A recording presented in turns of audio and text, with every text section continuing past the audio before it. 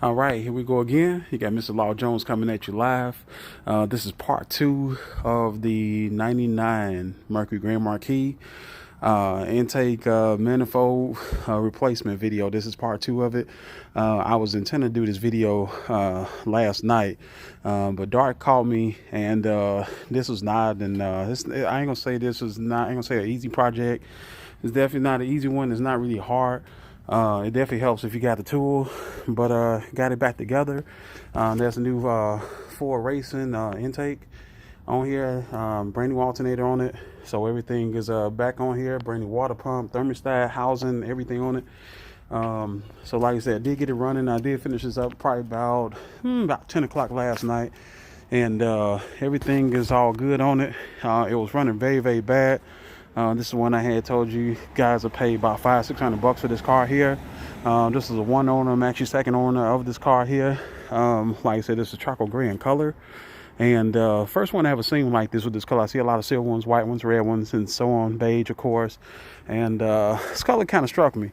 But yeah, this is just gonna be like a daily driver, just something to go back and forth to work with. And like I said, when I bought this car, I bought it upon knowing that it needed an intake on it. And I was hoping and praying that the head gaskets wasn't cracked on it, which I did. Well, heads wasn't cracked and head gaskets wasn't blown on it. Thank God for that. And like I said, I did do the install yesterday on it. Probably from start to finish, probably took about 4 or 5 hours because it's just really, really tedious on here. A lot of stuff I had to take off on here. The fuel rate got to come up, alternator got to comes up on here, but like I said, a lot of stuff I had to take off of this to get it, but I did get it on here, running really well. Putting this Ford Racing intake on here, it did give it a little bit more pep on the power wise. Seemed like it's running efficient. When I first started this, started it up last night, man, it was running really, really bad. I mean, it took about 5 minutes before the computer corrected itself and noticed that something had changed. So once it did it, like I said, it runs really well. While I was at it, my headlights on here, they was very cloudy on here, so I went on and put some new headlights on this thing here. The grill was actually all right. So let me show you my old headlight so you see what I'm talking about. This is smoke, this is always common on a lot of these, newer vehicles. You see right here, this is the, original light that came off this car. I'm sure I could have cleaned these up, but I had tried to do it, and maybe I didn't know what I was doing, but it was cheap for me to just go ahead and just, like I said, get some new headlights for it. And, it took about less than 10 minutes to put them on. I just need to adjust them, but I'm gonna go ahead and start the car real quick here so y'all can hear it. And, like I said, this car only got, but, what's that? I don't know if you can see it, but yeah, it just got like 130, 269 on the odometer. So, which is low miles for this car, but I'm gonna go ahead and start it up. As soon as I get here, let's see.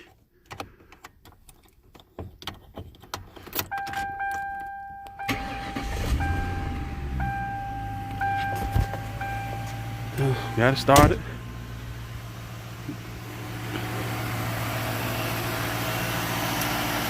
Like I said, runs really good. Pretty quiet car. Purring like old kitten.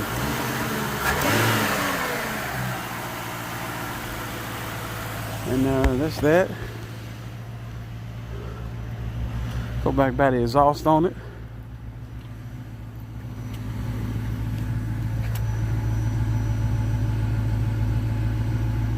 Yep, not missing a beat on it, not at all.